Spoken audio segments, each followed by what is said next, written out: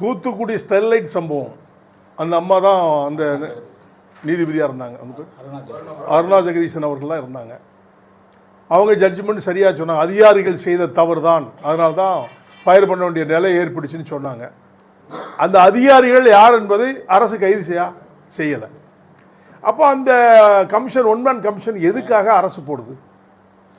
அவங்க இதுதான் தவறு, அதிகாரிகள் செய்த தவறு, காவல்துறை அதிகாரிகள் தான் தப்பு பண்ணிக்காங்கன்னு அவங்க ஸ்டேட்மெண்ட் கொடுத்து சட்டமன்றத்திலேயே வாசிட்டாங்க, முதலமைச்சர் வாசித்தாங்க. ஆனால் யாரையுமே கைது பண்ணலை. ஃபார்மாலிட்டிக்கு ஒரு ஏட்டையோ ஒரு எஸ்ஐயோ அவங்க 2 பேரை மட்டும் சஸ்பெண்ட் பண்ணிட்டு விட்டாங்க, ரிவோக் பண்ணி மறுபடியும் சேர்த்துட்டாங்கன்னு நினைக்கிறேன்.